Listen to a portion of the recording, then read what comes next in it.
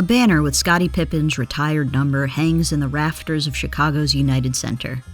An honor bestowed to few, it memorializes Pippen's invaluable role in the Chicago Bulls organization. It gives his legacy a home. But that banner doesn't really tell the whole story. Banners rarely do. This one in particular leaves out the role Pippen and the Bulls themselves played in a very large, very stinky pile of beef.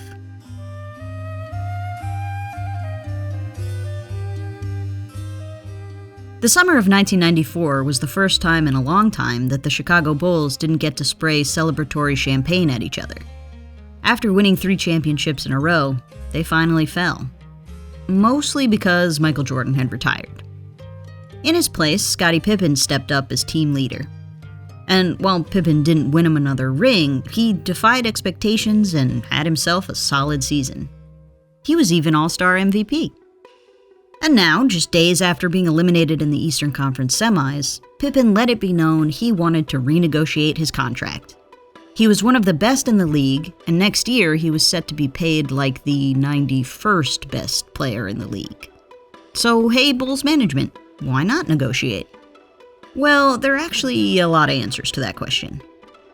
Sure, Pippen played well in '94, but he also badmouthed GM Jerry Krause all season long for not getting him more support, implied Bulls fans were racist, and, cherry on top, just a few days before asking for more money, he sat out the last 1.8 seconds of a tied playoff game because Phil Jackson called the play for someone else.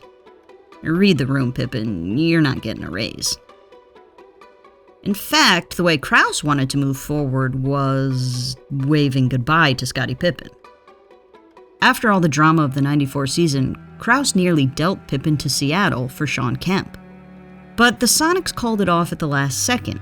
Kemp was a fan favorite among a particularly supportive fan base.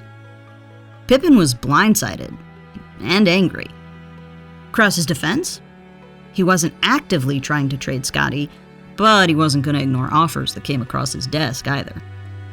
This doesn't quite line up with Seattle's account, but Pippen didn't need to split hairs over who started trade talks to be deeply hurt. The rest of the offseason was chock full of Pippen trade rumors, but none of them materialized. I guess it's hard to get a fair deal for one of the best guys in the league. Plus, the Bulls had just lost a chunk of their core. Perhaps they were wary of starting from scratch. So, Pippen was their guy. For better or worse. Like on December 27th, when Pippen got ejected and the Bulls lost to the 3-23 Clippers at home, causing their record to hit 500. Compared to 3 years of trophies and 1 year where they were still in contention, the '95 season felt like the Bulls were plummeting off a cliff. And Scottie, their leader, wasn't about to take responsibility for that.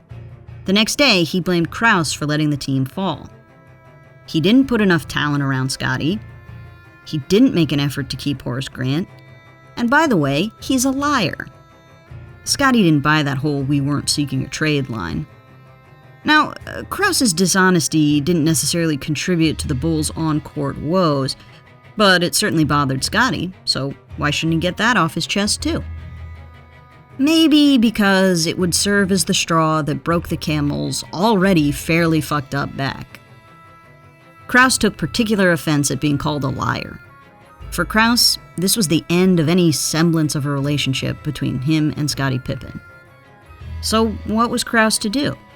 Maybe he could trade him, but in the meantime, he could definitely be petty. A few weeks later, Krause had Pippen's agent kicked out of the tunnel near the locker room. And what's that noise? Do you hear that? It sounds kind of like an injured camel? Kicking out his agent was the straw that broke Pippen's camel's back. The next day, he demanded a trade. Or Krause's firing. Bull's choice. Pippen didn't even care if he went to a bad team. He just wanted to get away from Krause, who, by the way, he more than hated. About a month later, during All-Star Weekend, Pippen hadn't backed down from his trade demand and was actually more brazen. On live TV, in a relaxed and thoughtful manner, he said even a new contract couldn't keep him in Chicago. I want to go and play somewhere else. I think the franchise and the team has changed since I've been there, and I think it's a time for a change for me. But here's the thing. Pippen was still really good at basketball. Krause got a lot of offers, but none of them were good enough to replace such talent.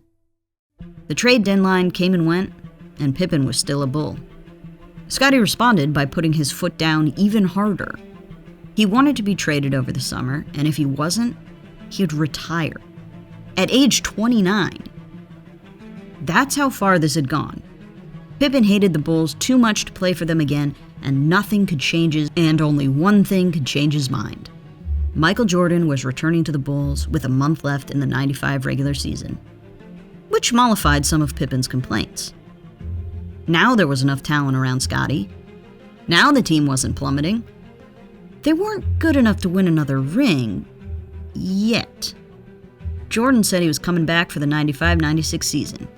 That was promising. Oh, and Jordan said something else, too. He wanted Pippen to return with him. Management wasn't going to try and trade Scottie after the best player in the NBA said he wanted him. And Pippen, with a very real chance at a fourth ring, decided he could put his hatred of Krause on the back burner for a while. With Dennis Rodman added to the mix, the Bulls won 72 regular season games in 1996. And that put everybody in a real good mood. In the postseason, Krause made some nice comments about Pippen, who was playing injured. But don't worry, we get more beef soon. Not right away. Right away we get a fourth championship. Hooray! Now that that's out of the way, it was time to beef again. In the '96-'97 season, Pippen was making $2.25 million, which sounds like a lot of money, but compared to the rest of the league, it was not. Scottie Pippen, regarded as one of the best all-around players in the game, number 2 on the most dominant team of the decade, was the 128th highest paid player in the league. He was the 6th highest paid player on the Bulls, and he made $27 million less than Michael Jordan. Why was Pippen so underpaid? Well, that has to do with the NBA's salary cap, and it's a little bit complicated. Let's think of the salary cap like a box. The league basically says you can fill this box with money and use that money to pay your players. You don't have to use all the money, but you can. And teams trying to entice the best players likely will use all the money in their box. Now, in 1996, the league said, you know what? TV ratings are soaring. We're giving everybody a bigger box. Fill that sucker with money and use that cash to lure your favorites. Teams didn't get bigger. The money was still divided up among the same amount of people. So, that meant everybody signing after 1996 was getting more money. But Scottie Pippen signed his contract back in 1991, when the box was tiny. Relatively, let's just ignore the fact that we're dealing with millions and millions of dollars for a second. Okay, so, the box was tiny in 1991. Pippen got a large fraction of that 91 box money, but it is an infinitesimal fraction of the 96 box money. And even less of the 97 box money. When you realize just how underpaid Pippen is, he doesn't seem whiny. He actually seems sort of magnanimous for shutting up about it to focus on that fourth championship. But in December of 1996, he was done shutting up about it. He was tired of the disrespect from management and wanted out. And it kind of made sense for the Bulls to trade him. Pippen's contract ended after the following season, and he's definitely gonna walk in free agency, so why not trade him and get something in return? Or, as Pippen explained it, I'm probably the most tradable player on the team. Ray Charles can see that. Nothing against Ray Charles. Pippen has a flair with quotes. Oh, also, the Bulls had a wonderful season and won a 5th title, so that was nice. Not nice enough that Krause felt like spending more time with Pippen. He was ready to trade him for youth and start rebuilding. Over the summer, Krause nearly traded Pippen to the Celtics for early draft picks. He had his eye on promising high schooler Tracy McGrady. The only reason the deal didn't go through was because Jordan wanted Scottie. Jordan didn't want to rebuild, he wanted another ring. Who wouldn't? After all his trade demands, you might think Scottie would be disappointed he wasn't headed to Boston. But actually, he was just kind of pissed Krause was going to send him to a bad team. Boston only won 15 games in 1997. Yeah, he said he'd go anywhere a bunch of times, but that was in the past. I don't know what to tell you. It might be hard to make Scottie Pippen happy. While all this was going on, Pippen needed foot surgery after getting injured in the Eastern Conference Finals. But he didn't get surgery right away. He traveled to New York for a second opinion and charged the Bulls for a private plane to do so after they told him to fly commercial. Then Krause sent Pippen a letter threatening to fine him if he played in the annual Scottie Pippen Ameritech All-Star Classic charity game. He couldn't risk further injuring his foot. Pippen didn't appreciate being bossed around, nor that the GM's message was delivered via an impersonal letter. And the forward turned vengeful. Pippen didn't end up having the surgery he needed until after training camp began, thus ensuring he'd miss a chunk of the '98 season, and the Bulls' path to a sixth championship would be more difficult. Some thought Pippen purposely delayed surgery to stick it to Krause. This is hard to prove, mostly because Pippen has denied it, and also admitted it. While Pippen was out, the Bulls struggled. They clearly needed him. Fans were annoyed, teammates were annoyed, Krause was annoyed. But Pippen just saw opportunity for beef. With his value to the team made so obvious, he was emboldened. On a road trip in late November, Pippen was a little drunk on the team bus, and also Jerry Krause was on that bus. According to Pippen, he lost his temper and shouted things like, "Stop taking credit for drafting me," at Krause. But there's evidence his shouting was way worse. Like, so bad people don't repeat specifics. And as the papers revealed the following morning, Pippen hadn't just let loose behind closed bus doors. He had once again publicly demanded a trade, but doubted it would happen because Krause was chicken. He said he wouldn't come back to play with the Bulls this season, even if he was healthy. And actually, he might already be healthy? Was he just sitting out to piss off Krause? Management brushed off Scottie's comments as unserious, nothing to worry about. Maybe he didn't even really want to trade. But the public was not so forgiving. Nobody even cared that Pippen's contract was unfair anymore. He's still getting millions. In the days that followed, Pippen walked back his position, and in mid-January, he rejoined the team on the court. With Pippen, Chicago had a resurgence and soon found themselves back in the NBA Finals. In Game 6, Pippen was struggling with back pain and spent the majority of the first half in the locker room getting treatment. Krause was in the locker room as well and saw how much pain Pippen was in and the aggressive treatment he was enduring to get back on the court. In the face of such dedication, some of the hatred in Krause's heart melted. And when Pippen returned to the game, he didn't play like he was hurt. Watch this. With 7 minutes left, down 1, Pippen just kept setting screens until his team got the open shot.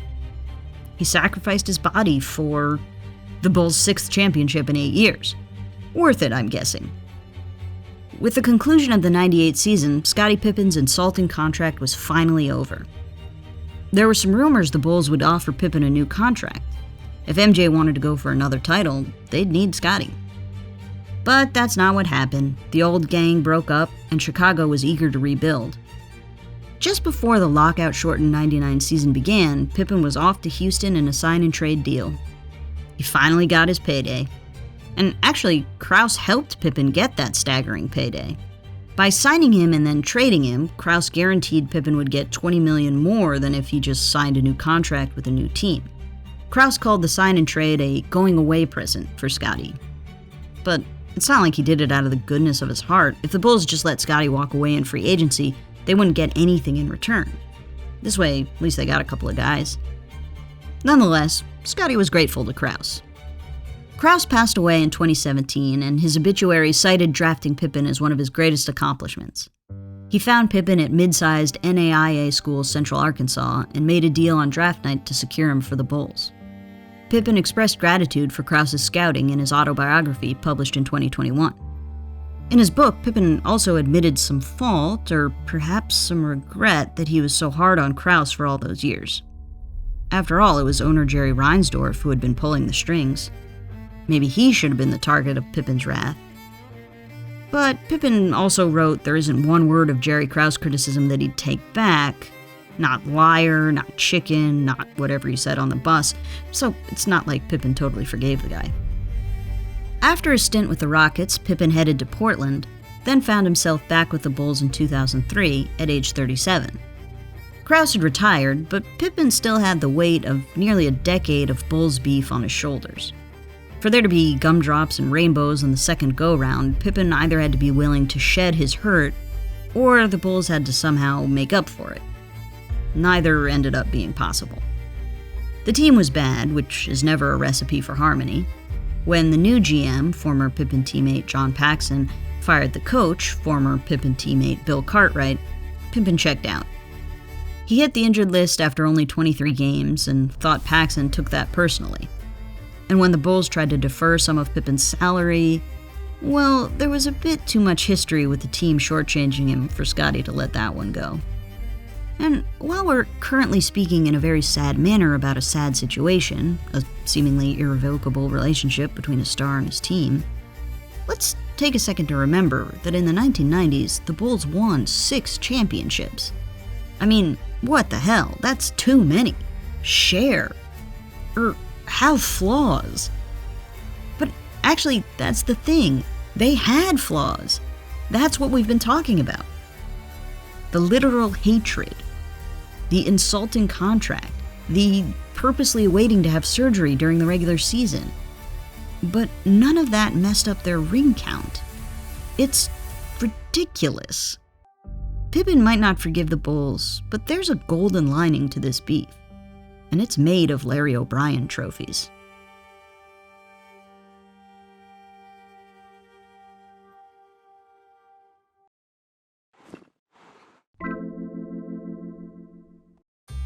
Thanks so much for watching part 2 of our extra large beef. If you missed part 1, you can catch it here, or you can try another video altogether, or subscribe, or just go about your day however you want. Which probably means watching these videos, yeah? For Secret Base, I'm Clara Morris. Good night and good game.